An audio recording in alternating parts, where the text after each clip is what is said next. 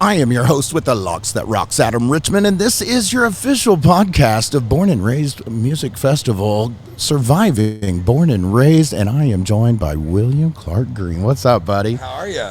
Man, how's Oklahoma? It's great. Beautiful weather, beautiful campgrounds, and this is our third Born and Raised, and we love playing this festival.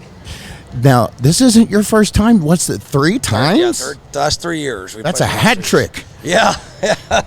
Happy to be on the festival.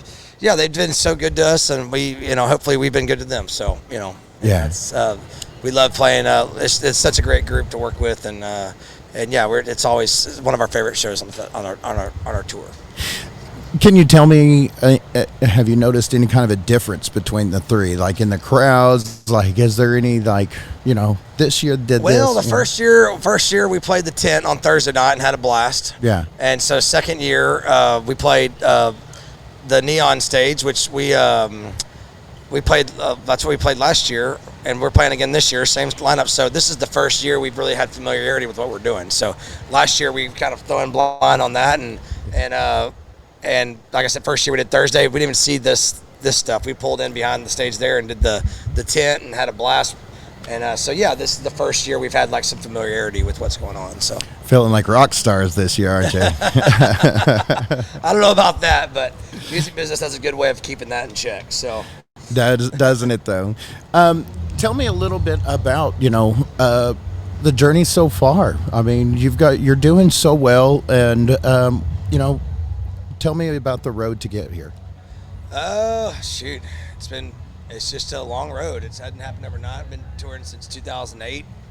And, yeah, it's more of a career. I mean, it's just been a slow and steady, wins the race kind of deal. And, took years to get on a bus. And now they're on a bus. It's, makes life a lot easier, but it's still difficult. And now we're starting to get married and kids, and that makes it more difficult, and so we're just kind of figuring it out as we go.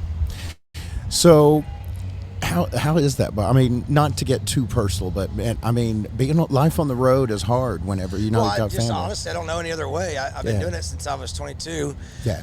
I'm 38 now, and it's the longest I've ever done anything. Right. I've never even played a sport that long, so it's like, and plus it wasn't like I had kids and started my career. I mean, I had my career and I had kids, and so it's just kind of part of the territory, and there's a lot of benefit that comes with it, but there are some negatives. So I get a lot more time with my family, I feel like I do, than people think. I get more quality time than most people get with their kids, because when I'm home, I'm home. Yeah. When I'm gone, I'm gone. So how does all that come out in your writing? It's changing it right now. I'm writing about my family and kids and stuff. Right. College is over. And so, I'm just curious how it's going to be, how it's going to be relayed on, to our fan base. And I feel like my fan base has always grown with me. I feel like they're going through the same things. So, I mean, it's one of those things we'll figure out. But sure, as we go. So tell me, what are you most excited about right now that you're working on? Just new music. New music, getting new music out. We just released a new single, and we got another one in the can. So I'm just excited for everyone to hear new stuff. Yeah. You got any favorites that you've played recently? On the road, locations-wise. Oh, location-wise. Sure. We played outside of San Diego, and we really liked the club. I mean, we've had some...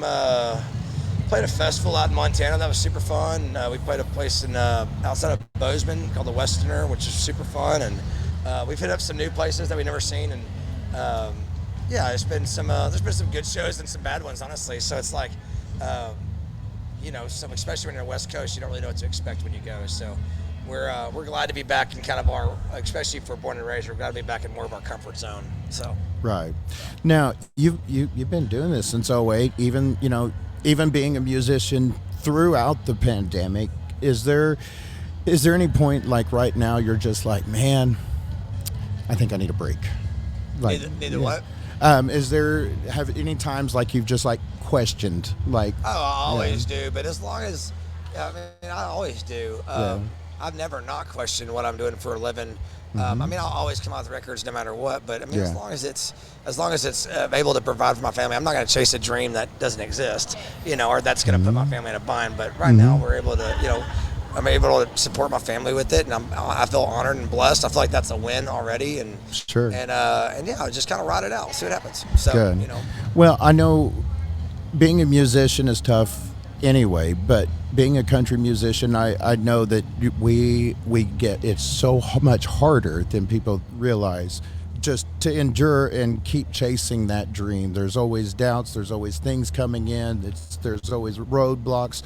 What do you say to folks that are currently doing that right now, that are just trying to believe in themselves? The road has a really good way of thinning out the herd. And yeah, I mean, it's either you want to do it or you don't. I mean, that's kind of like the one thing when we hire someone. It's like, well, I really care about how talented they are. I care about do they want to do it. Yeah. Do they want to do it? Do they want to be on the road? It is a 1-2 thing, and if you don't, you'll be miserable. And that's just we got to figure out. I mean, you could. I'll always come out with records whether I'm on the road or not. But yeah, you have to want to be on the road. How do you keep a positive mindset? Alcohol. Liquid courage does it every time. No, I mean it's just like I think it's just it's a roller coaster. It's extreme highs filled with extreme lows, and it's the highs. Highs keep you coming back. It's like a good golf shot. Yeah. It's you hit a great golf shot, it keeps you coming back. And it's Sure. the bad ones you kind of forget about, but it's just reality. It's at least our reality. We have a lot of good shows and some bad ones, and it's it's. Sometimes it's needed too. Sometimes a Sure. slice of humble pie is not the worst in the world. So you have a routine that gets you ready for the stage? Jaeger bomb. Jaeger bomb? Yeah, that's kind of everyone asks me All right. if I have any weird deals. Like, yeah, it's a Jaeger bomb. It's pretty much what I consistently do. Now, is there a standard recipe for the Jaeger bomb? Because Yeah, I know Austin some makes the people best. do them a little different. He makes the best Jaeger bombs. Really? And they're small. They're little Small. 2-ounce Jaeger bombs. They're not Sure. like big old chug-a-lug ones, but Yeah. yeah, Just give something to make the liver quiver. All right, it's time to go. Just get you in the right mindset. So, but yeah, we don't have any weird traditions or anything like that. So. That's fun. I like that. So, with that being said, man, I know you got a lot of stuff going on, and tell me what's next for you. Like, what are you looking forward to next? Just getting the music out. Honestly, that's my priority right now. Is just getting into recording and also,